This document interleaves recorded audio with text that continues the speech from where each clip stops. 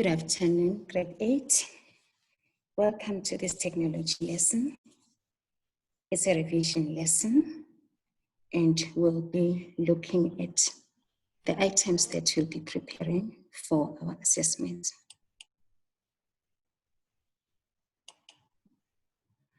Okay. We will be looking at term 2 work. We have been looking at energy in the environment. I want us to take a good look at the impact of electricity on our environment. This is part of the content that we learn for our term 2 project. Although we don't make any product for the project, we are going to learn the content that comes with it. Enjoy this lesson. You will learn how the environment is changed by electricity generation. This change is often bad for the environment. You can say that electricity generation has a negative impact on the environment. You will think about ways this negative impact can be reduced. We have looked at pollution, and we have looked at the role that plastic plays in our environment. Today, we are going to look at electricity and how it impacts on the environment. All this is how technology impacts on the environment. The project for this term was making a house that uses less energy. We need energy. I hope that now more than ever in this season, in winter, we do need energy more than we need it in summer. Our houses are cold, so we need to keep warm. As we try and make efforts to keep warm, there are things that we do for heating that have a negative impact on the environment.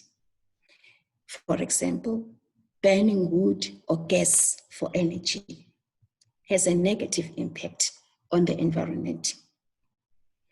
We need to design a house that will use less energy. We do want to make fireplaces. We do want to keep warm. We use coal, we use wood, and we use other means to keep warm.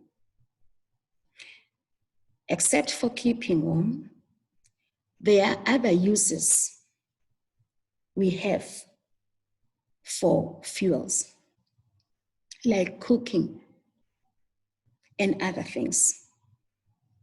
But primarily, most of the time, we do want our houses to be warmer. Let us look at this illustration. The top illustration is one of summer. Let us look at the role of the ceiling in the house. Ceiling insulation keeps heat out in summer.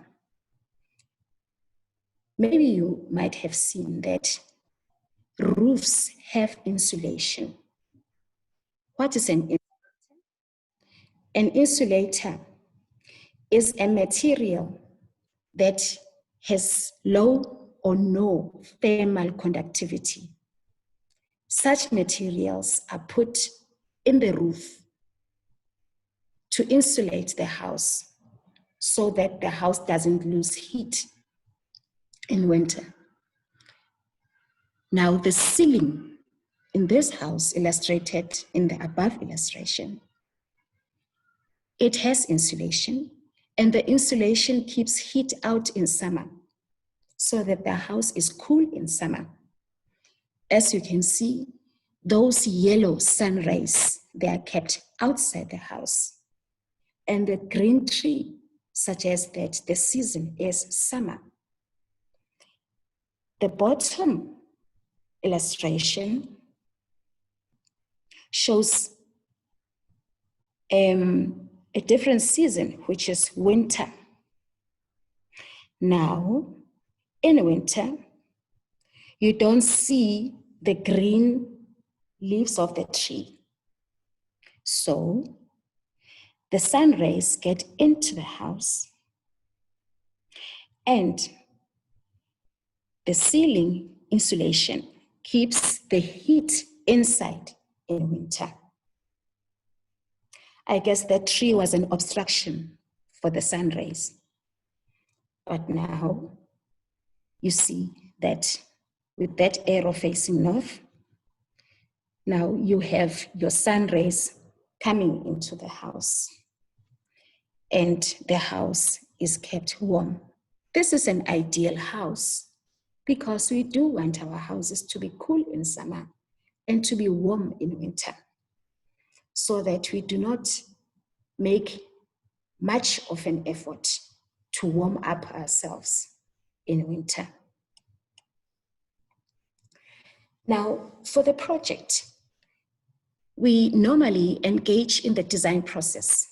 The design process, I'll always remind you the design process. I know that at grade 9, most of you do know it. The design process is investigate, design, make, evaluate, and communicate. Now, before you engage in the design process, you need to get what is the problem. We need to get the problem statement. Here is our problem statement. Oluetu lives in a village. He often goes to buy electricity from the local shop. He wants to know more about electricity. These are the things in Oluetu's mind. I guess Oluetu needs the electricity to warm himself up in his house. In his mind, he has the following: the hidden cost of electricity. In the last few years, the cost of electricity has increased a lot. Some people are unhappy about this because they don't have enough money to pay for electricity. Electricity has another cost that has nothing to do with money. This is the cost of electricity to the environment. Just like the amount of money that people have changes when they pay, so the environment changes when electricity is generated.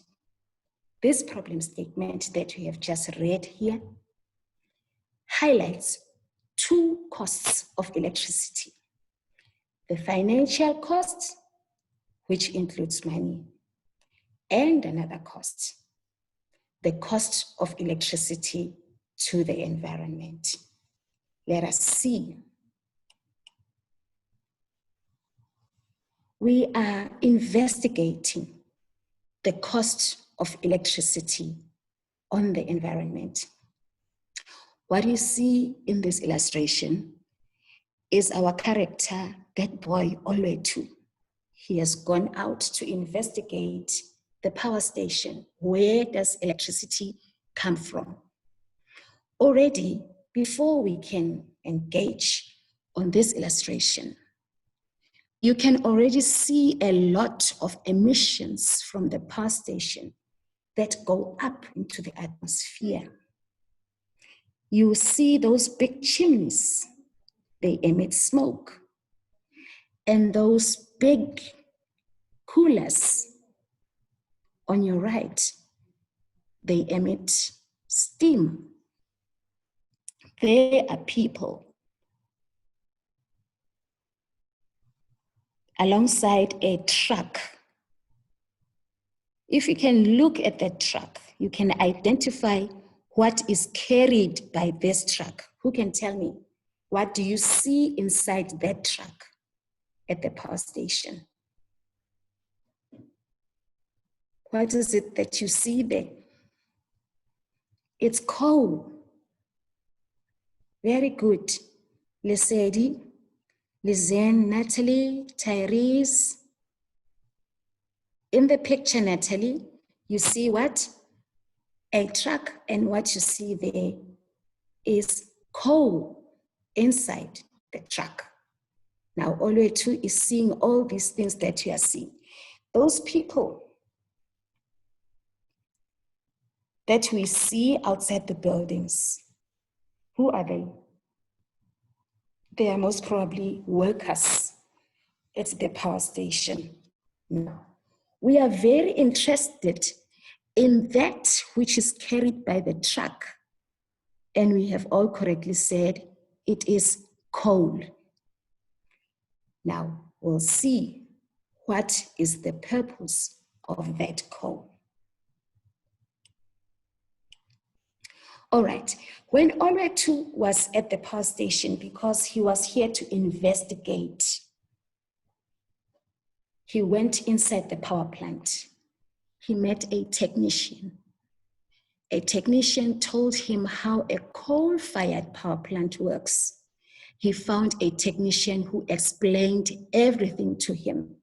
So those people working there, they might be technicians or other forms of workers that you can normally find in a power station.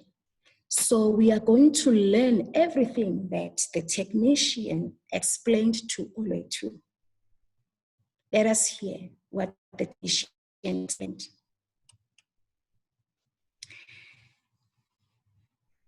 We are now inside the power station with Oluwethu. We are learning more about a coal-fired power plant because we saw that in the truck was a load of coal.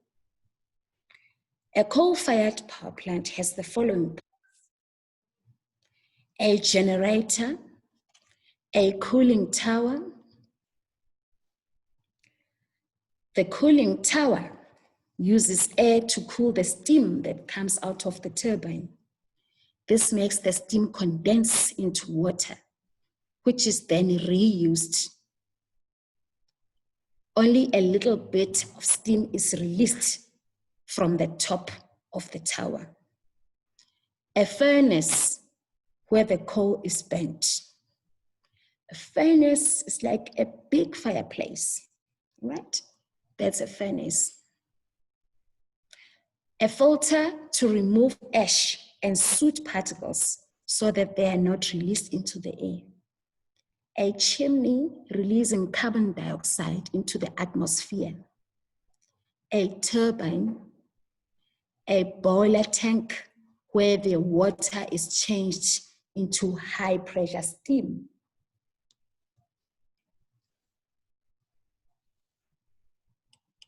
This is our power station. Okay? Now, from the parts that we saw in the previous slide,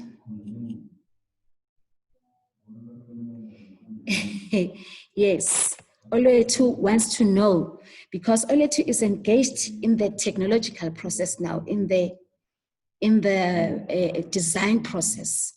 He is investigating the generation of electricity. So everything that we see here is what Oluwethu is seeing too. Right, Tyrese? He's curious. We are curious too. Okay. Now, let us look at this. Let's see. We have to think about these parts. Let us discuss them. Okay. What do you think? I want us to talk now. What do you think is happening here? What is this? Okay, what is this part?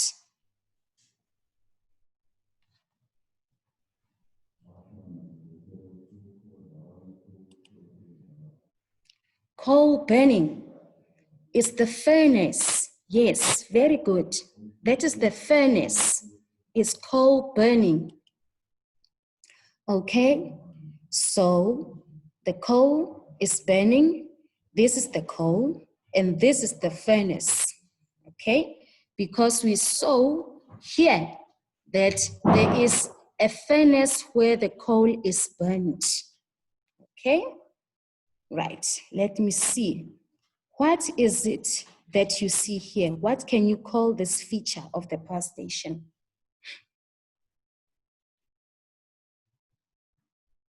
This feature of the power station, I will go back to the features. These are the features. So can you find this feature here?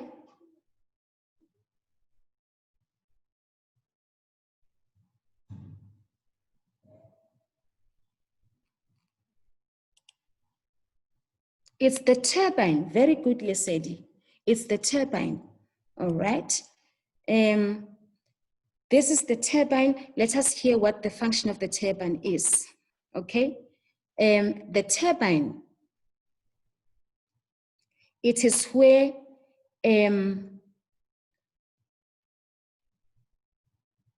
the turbine, it is where the pressure, the spinning of the pressure is dealing with the water that is being boiled in this water tank, and then it is into steam.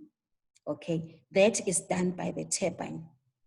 Okay, now let us see. What do you call this? What is the name of this feature?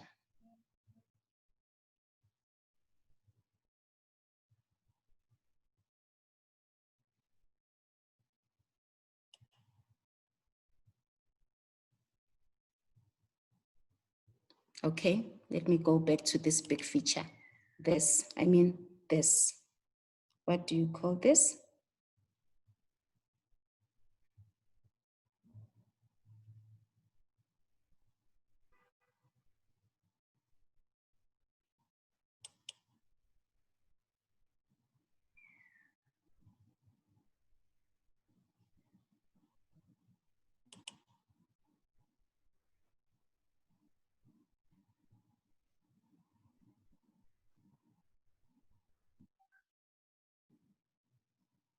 These are the cooling towers. These are your cooling towers.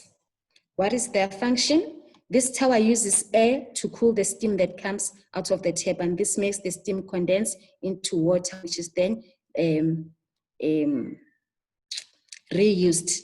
Only a little bit of steam is released from the top of the tower. So this is the steam that comes out of the cooling towers. So these are the cooling towers. All right. And this, what is this? You all know the answer to this one.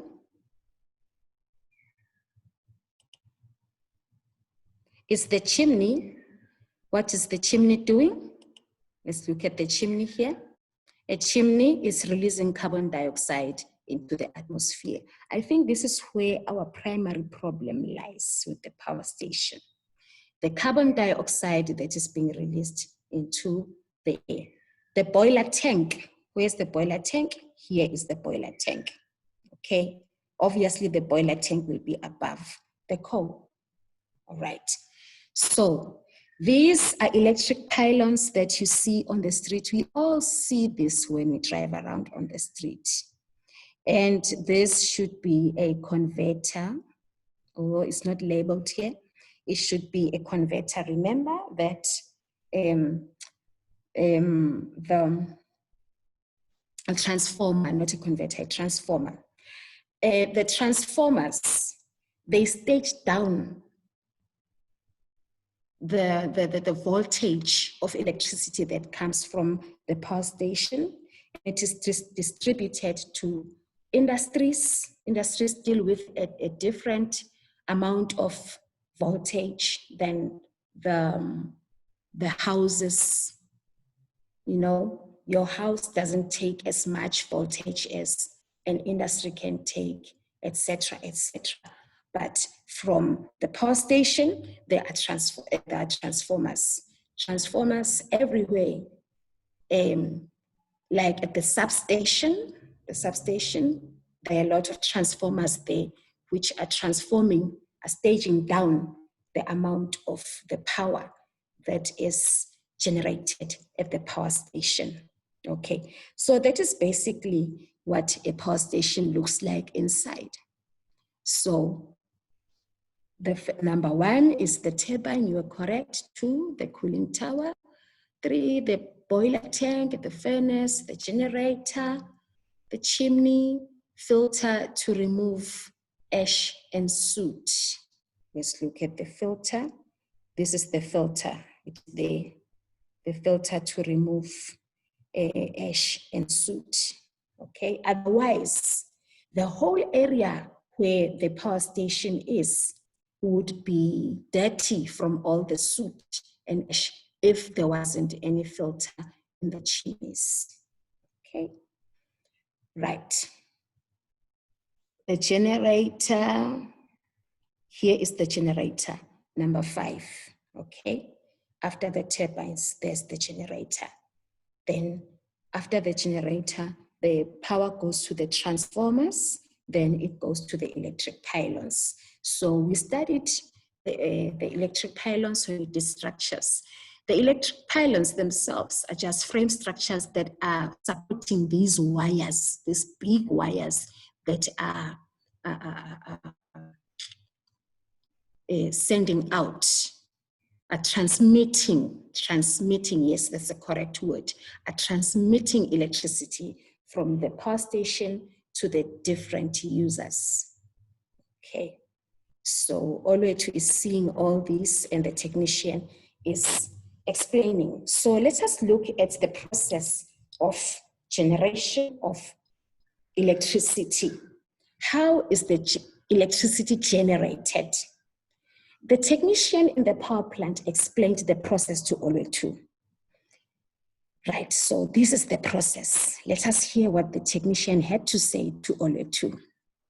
In a power station, coal is burnt underneath a tank full of water that is called a boiler. We all saw the boiler, right? The heat from the fire makes the water boil and evaporate into to form steam with a high pressure. The high pressure steam blows through a turbine and makes it turn. You see, this is a turbine of a windmill, this one. So just imagine the steam coming to the turbine like this, okay, at a high pressure. At a high pressure. Have you ever seen the steam that comes out of your kettle when it's boiling? So this should be even at a higher pressure than that, okay? The high pressure steam blows through a turbine and makes it turn. So the high pressure is causing the blades of the turbine to start turning, they turn. This is very much like the wind making a wind pump. This is a wind pump of a windmill. A device called a generator converts the rotational movement of the turbine into electricity. Actually, the generation of electricity is right here. This is the heart of the generation of electricity. When the steam blows the blades of the turbine, and then the generator converts that energy of the steam of the turbine into electricity. So this is the heart of generation of electricity. Okay, I hope you understand it. Okay, the gases and smoke from the fire passes through a filter before it goes through the chimney into the air. Which gases? Which are those gases? Carbon dioxide. It is released through the chimney. But before it is released, what happens? The filter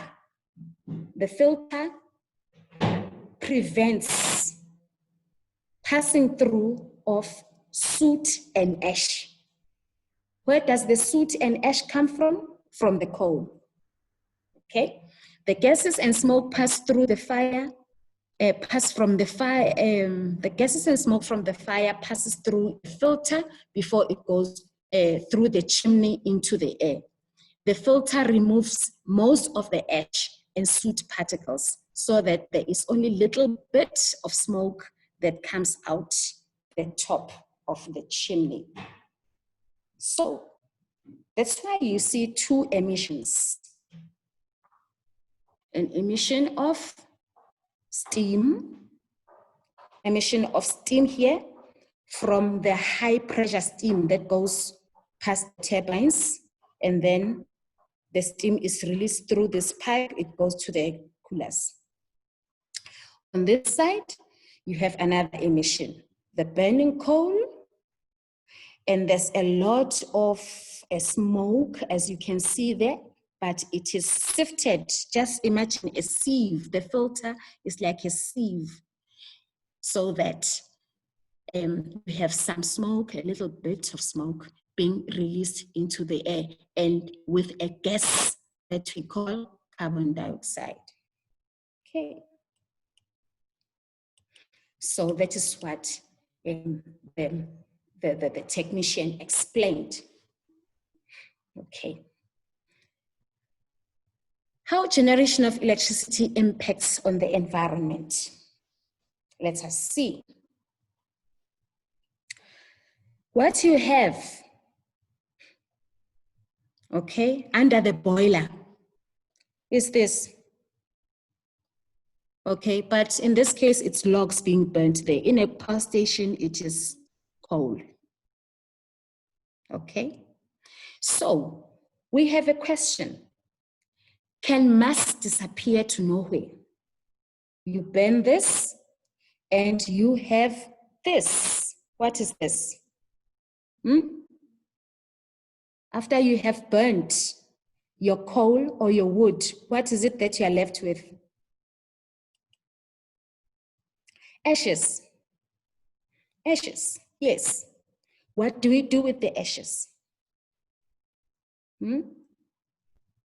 What do we do with the ashes? That's our problem. That's why we have that question mark here. We have loads of ash that we don't know what to do with.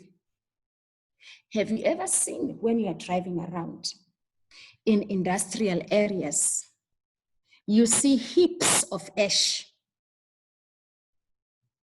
Yes, that is just the residue or byproduct of our industries. In this case, it is the power station. What do we do with this ash? We don't know what we must do with this ash. Then we have to keep those heaps of ash. Can it disappear into nowhere? No, it cannot disappear into nowhere. Cannot disappear to nowhere. The ash left at the end weighs much less than the wood from which the fire was made at the start. Okay. What happened to the rest of the weight?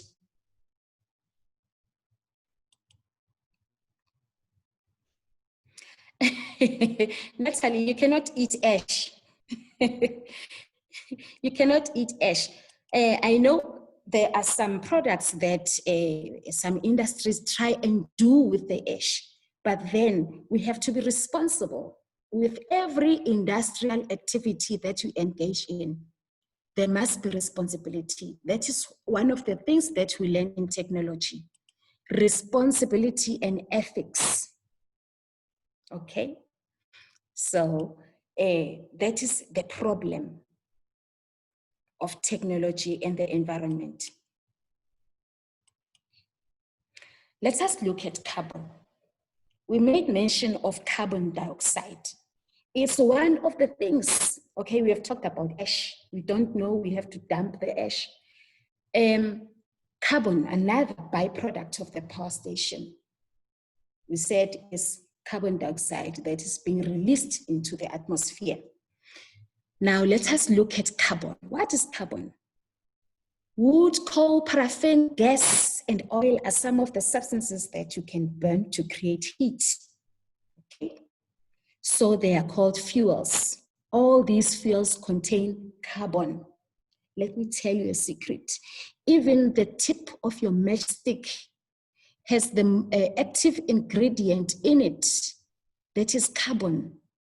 So carbon is an active ingredient in the fuels.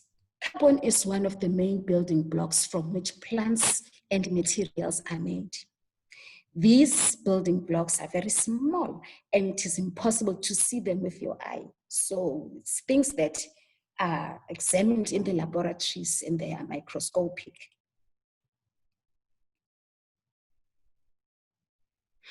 Okay, so carbon is a solid. Carbon is a solid. When carbon bonds with oxygen, energy is released in the form of heat. Okay, carbon plus oxygen equals carbon dioxide plus energy. Carbon dioxide plus energy. So that is why in the power station you have energy in the form of electricity, but you have carbon dioxide going out in the other chimney. When two very small building blocks of material are close together, they stick together as if they were glued together by a very strong glue. This is called chemical bonding. Chemical bonding, you know, you have carbon and you have oxygen and they undergo chemical bonding and you have carbon dioxide. When you make a fire or burn gas or paraffin in your house, carbon dioxide is released into the air. There's a bond between carbon and oxygen, and that is carbon dioxide. When you use an electrical stove, no carbon dioxide is released from your home. Carbon dioxide is released from the power plant that makes the electricity you use. I want you to look at this relationship. At home, when you use your electricity, your electric stove, no carbon dioxide is released. But when you use coal at home, still, the chimney of your stove is like the chimney of the power station. It releases carbon dioxide. And your chimney doesn't even have a filter, so it all goes out. So we have developed from that, and we are using our electric heaters. But we still have a problem because the big power stations that we have are still releasing carbon dioxide. So our environment is still encountering the problem of industries releasing carbon dioxide. What can we do with this? Let us look at the carbon cycle. In this illustration, to notice that the red ball is carbon, okay? And the blue ball is oxygen, okay? Now, I want you to look at this. There is the sun. The sun is needed by plants for photosynthesis. And in the process, the plants, the tree, they release oxygen. I think you have heard that from your NS lessons. Trees release oxygen. There you see the blue balls going out of the tree, all right? And also, this oxygen is taken in by animals. So that's the good relationship that we have with plants because we are also animals as human beings. I think you know that scientifically human beings are also animals. Although they are not in this illustration, we have a horse here. So scientifically, a horse is our cousin because we belong together. We are animals. Isn't that funny? Right, now, so the relationship between the plants and animals is that the plants eat animals and they also use the oxygen. The animals eat plants and they also use oxygen that comes from the trees, okay? And when you make fire, you need that bond between carbon and oxygen. So that bond is illustrated here. You see, there is that chemical bond now of carbon dioxide. Okay, carbon dioxide. There's a marriage now, they are married. So this carbon dioxide will go back to plants because plants breathe in carbon dioxide and they breathe out oxygen. And this is essential for the fuels that animals will be needing, okay? When the animals eat these plants, they get what? The carbon that gives energy in their body, okay? So this is needed for photosynthesis of the plants, okay? The carbon dioxide is needed for photosynthesis of the plants. But let us see, are we handling all the carbon responsibly? Okay, because carbon is of good use. It is a fuel. But are we handling? Because these plants need carbon dioxide. But are we handling it correctly?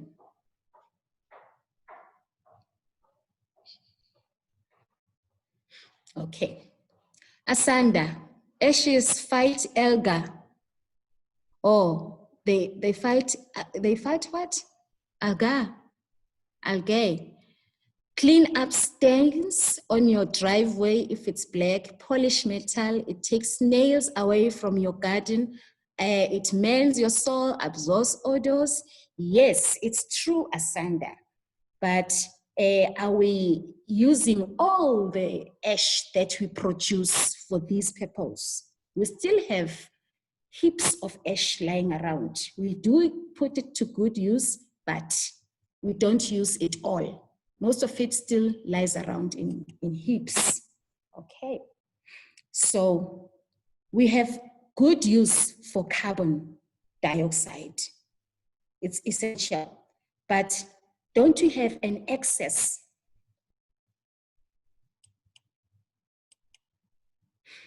Okay. Let us investigate carbon dioxide. What changes carbon dioxide gas back into carbon in a solid form? The answer to that is plants and trees. When plants and trees take up carbon dioxide, they use it for photosynthesis, and then it is used in the production of chlorophyll in the plants. And animals take up that chlorophyll, and that is food to animals because we also eat vegetables, don't we? So that is how we take up the carbon dioxide back into carbon in a solid form. What does this solid carbon dioxide become part of? The solid carbon dioxide.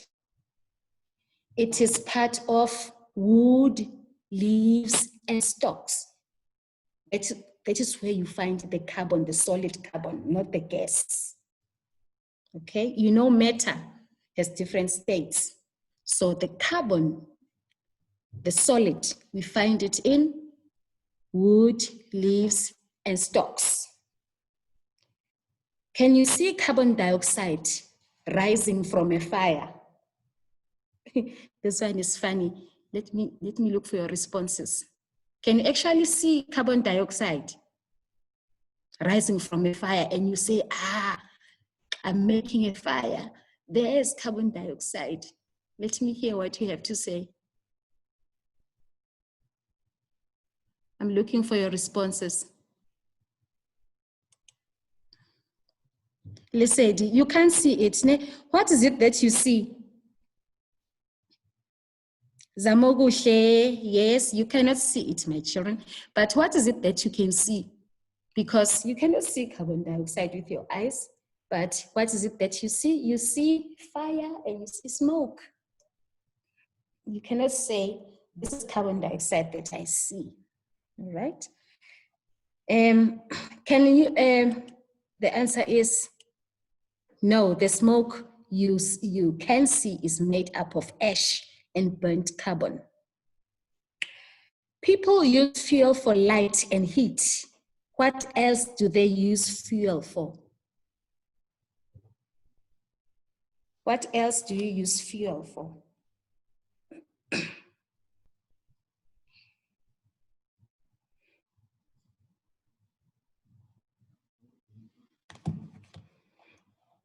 What else do you use fuel for?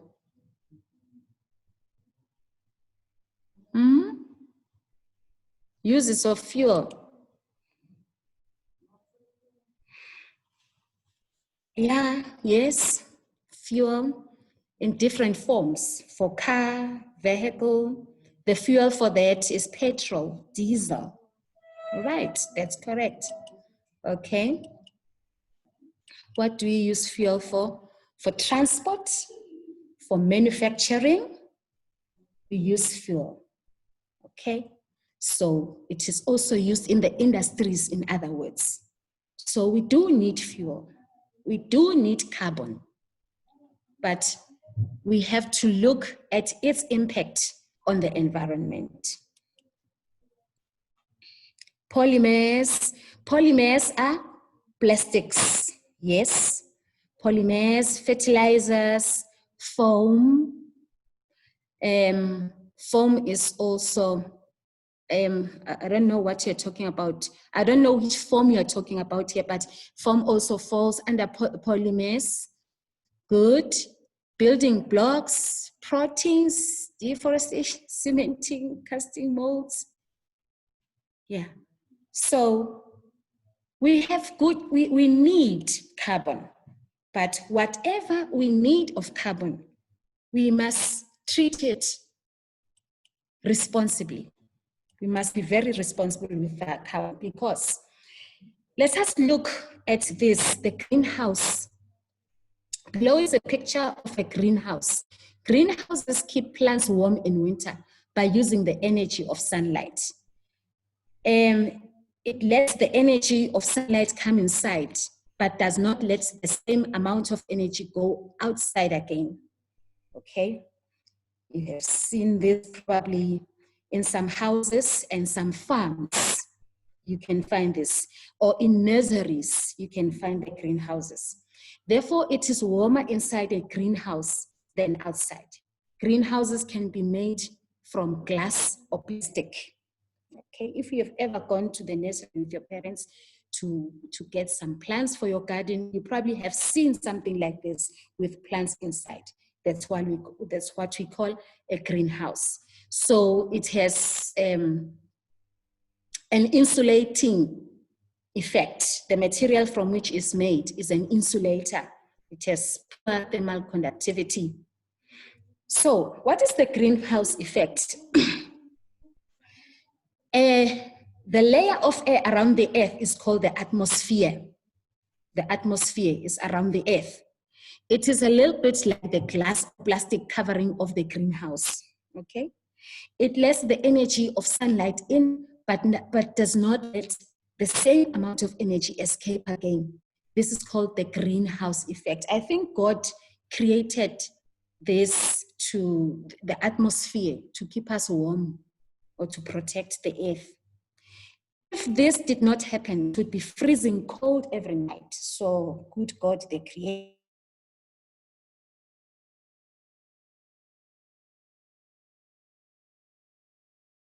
this into the air. Remember, carbon is the main ingredient of fire. Okay, I hope you can hear me clearly. Carbon dioxide is a gas that is very good at trapping the energy of sunlight. Out there in the atmosphere, carbon dioxide is trapping the energy of sunlight, but only a small part of air is made of carbon dioxide. The more carbon dioxide is in the atmosphere, the more energy of sunlight is trapped, which means it will become warmer on Earth. Now you understand global warming. Many people are worried that the climate is changing which can lead to droughts and storm. The atmosphere has trapped a lot of carbon dioxide. So this carbon dioxide is trapping, the carbon is trapping the rays of sunlight. So this globe here is becoming warmer and warmer. So that is the greenhouse effect, which results in global warming, because there's a lot of carbon dioxide being released into the atmosphere. So that is the greenhouse effect of the globe. That's the problem. We are releasing through our chimneys a lot of carbon dioxide into the atmosphere. I think this brings us to the end of our lesson today. You saw the impact of technology on the environment. Today, we did what? The electricity, the electric producing power stations. Okay. In our next lesson, we'll continue with more assessment on the impact of electricity, of electric generation. Time doesn't allow us to go any further than this. Thank you. Enjoy the rest of your day.